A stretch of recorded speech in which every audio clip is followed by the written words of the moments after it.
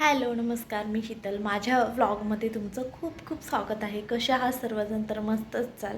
माझ्या चॅनलवरती नवीन असाल तर प्लीज सबस्क्राईब करा.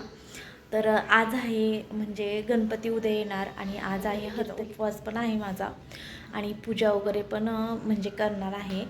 तर मी तुम्हाला दाखवेलच पुढे. देवपूजा वगैरे झालेली आहे माझी आणि सगळं सामान वगैरे सगळं रिकामं केले. तुम्ही बघू शकता इकडे सगळं म्हणजे गणपती बसवणारे आणि गौरी, त्याच्यामुळे इकडं सगळं रिकामं करून घेतले आणि सगळी साफसफाई केलेलीच आहे. तर पूर्ण व्हिडिओ नाही टाकले साफसफाईचे, कारण प्रत्येक वेळेस काय टाकायचं. तर म्हणजे साफसफाई पूर्ण झालेली आहे, किचन वगैरे क्लिनिंग झालेले आणि थोडीफार आणि घरातली साफसफाई वगैरे केलेली. तर हे बघा, तर हे पूर्ण क्लीन झालेले आणि इकडं जे सोफा असतो तो इथं म्हणजे रिकामं केलेले. तर इकडे बसवणार आहे गौरी गणपती आणि मग हा एक सोफा इथे ठेवलेला आहे. तर आणि एक सोफा आहे तो गॅलरीत ठेवलेला आहे. तर हा एक असा ठेवलेला आहे आणि त्याला मी पूर्ण झाकून ठेवले.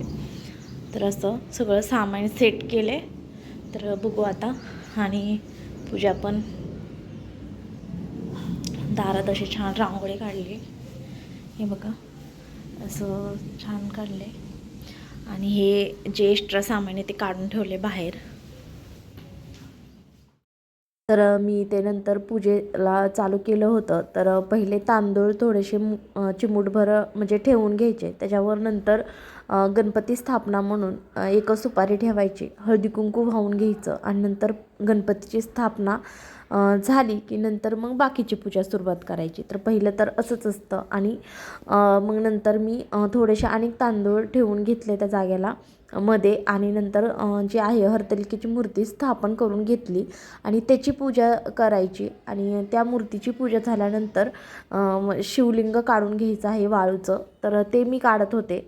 तर थोडीशी ओली वाळू असते, त्याच्यामुळे मी काय केलं, थोडं प्लॅस्टिकचा कागद आहे तो ठेवून घेतला आणि नंतर शिवलिंग छान असं म्हणजे करून घेतलं. तर तेवढ्याच जागेत मला बसवायचं होतं, त्याच्यामुळे मी हळूहळू छोटं छोटं म्हणजे आहे ते शिवलिंग करून घेत होते. आणि नंतर मी जे आहे त्याच्यावर पत्री वगैरे व्हायची असती, तर फळं किंवा 5 प्रकारच्या पत्री व्हायच्या असतात आणि छान असं माझं शिवलिंग तयार झालेलं आहे. आणि मग त्याच्यावर पण नंतर आपण थोडंसं हळदी कुंकू आणि नंतर जे आहे तांदूळ थोडे वाहून घ्यायचे आणि नंतर बाकीच्या जे गोष्टी आहेत त्या ठेवून घ्यायच्या. तर इथे मी विड्याची पानं ठेवली, त्याच्यावर जे आहे ते विड्याच्या पानांवर म्हणजे जे ओटीचं सामान असतं ते ठेवून घेतलं आणि नंतर मग शिवलिंगची पूजा वगैरे केली. आणि नंतर त्याच्यावर 5 प्रकारच्या ज्या पत्री आणलेल्या होत्या त्या मी ठेवून घेणार आहे आणि दुर्वा आणि आघाडा पण ठेवून घ्यायचा. तर मला बेल भेटला नव्हता, त्यामुळे मी बेल आणलाच नाही आणि जेवढं होतं तेवढ्यातच पूजा करणार होते, कारण की काही काही गोष्टी कधी कधी भेटत नाहीत. तर जाऊ द्या, एवढं पण म्हणजे सगळंच भेटतं असं नाही आहे, कारण की कसं कधी कधी काही काही वस्तू राहून जातात नाही का. त्याच्यामुळे नंतर मी जे आहे मूर्तीची पूजा करायला घेतली. तर मी हळदी कुंकू लावून घेतलं, नंतर वस्त्रमाळ घालून घेतली आणि मूर्तीची अशी छान अशी माझी पूजा झाली. हळदी कुंकू लावलं आणि नंतर जे शिवलिंग आहे त्याच्यावर 5 पत्री ठेवून घेतल्या. तर ह्या विकतच आणलेल्या होत्या, त्याच्यामुळे त्याच्यात काय काय आहे ते म्हणजे कधी कधी काही काही पानं ओळखायला पण येत नाहीत कशाचे असतात, त्याच्यामुळे.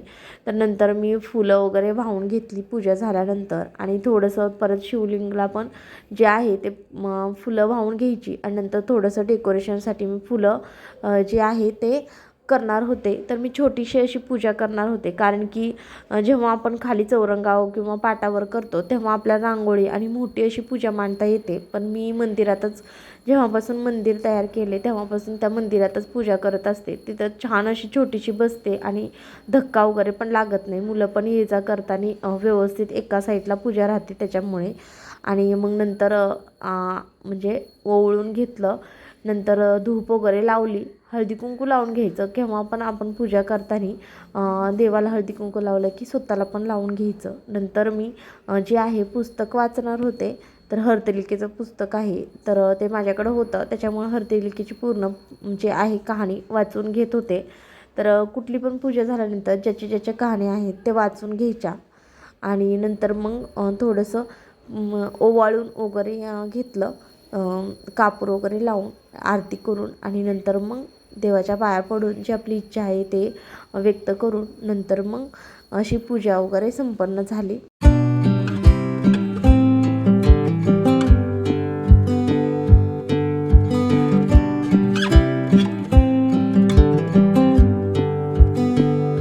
तर दुपारची वेळ होती, त्या वेळेत मी भाजली आणि थोडीशी लाडूसाठी डाळ वगैरे भाजून घेणार होती, कारण की माझ्याकडं गौरी पण असतात. त्याच्यामुळे मी दुपारीच म्हणजे हे तयारी अगोदरच थोडं थोडं करून घेत होते.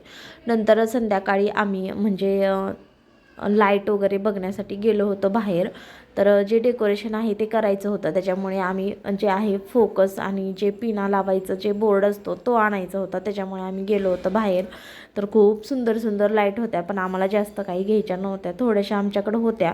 तर त्याच्यामुळे नंतर घरी आल्यानंतर सगळं कामं वगैरे आवरल्यानंतर खाणंपिणं झाल्यानंतर माझा तर उपवास होता, बाकीच्यांचं जे खाणंपिणं झालं सगळ्यांचं आणि नंतर डेकोरेशन करायला घेतलं. तर ह्या पाईपा पण आम्ही नवीन आणल्या होत्या, तर त्यामुळे आम्हाला आयडियाच येत नव्हती की कसं कसं डेकोरेशन करायचं, कारण की थोडंसं मोठा छत होता म्हणजे करायचं होता आणि मग समजतच नव्हतं काय काय पुरेल आणि काय काय नाही. त्याच्यामुळे जे आहे ते करायला घेतलं आणि जसं होईल तसं म्हणलं जे आहे त्यातच आपण करायचं. तर असं सुरुवात केली आणि नंतर मग डेकोरेशन चालू झालं आमचं. तर सगळेजण मदत करत होते आणि थोडं खरं सांगू का जरा रात्रच झाली होती आणि आम्हाला खूप वेळ लागला हे डेकोरेशन करायला. तुम्हाला नंतर समजेल की किती वेळ लागला आम्हाला. तर असं सगळे मिळून आम्ही डेकोरेशन करत होतो आणि त्या पाईपा पण व्यवस्थित बसवाव्या लागत होत्या, कारण निघत होत्या त्याच्यामुळे. नंतर मी आहे ते पिना वगैरे लावून घेतल्या. नंतर छान असं बघा तुम्ही बघू शकता थोडंसं ॲडजस्ट करून जे आहे त्याचं डेकोरेशन करून घेतलेलं आहे. तर छान असं माझं हे झालेलं आहे आणि मी थोडंसंच म्हणजे कमी कमी साहित्यात केलेलं आहे, कारण की खूप सारं पण जे आहे ते लावल्यावर एवढं चांगलं वाटत नाही. त्याच्यामुळे सिंपल असं डेकोरेशन करत आहे मी, जसं मला आवडेल तसं. तर चला म्हणलं जे आहे ते पटपट म्हणजे करून घ्यावं. तर ह्या जे आहे ते जे रेड आणि जे दिसते तुम्हाला पिंक कलरचं ते पटके आहे, त्या पटक्यापासून मी ते केलेलं आहे. तर फायनल लूक असा माझा डेकोरेशनचा झालेला आहे. तर तुम्ही बघू शकता खूप थकले होते, कारण की 3-3:30 वाजल्या हे सगळं डेकोरेशन करायला आणि घरात पण आम्ही खूप सारं हे दरवाजात एंट्री करताना जी भिंत होती तिथं आम्ही वेल लावून घेतले आणि फायनल लूक असा झालेला आहे डेकोरेशनचा. तर तुम्हाला हे डेकोरेशन कसं वाटलं कमेंटमध्ये नक्की सांगा. लाईक, शेअर आणि सबस्क्राईब करा. तर भेटूया अशाच नवीन नवीन व्हिडिओमध्ये. तोपर्यंत बाय बाय.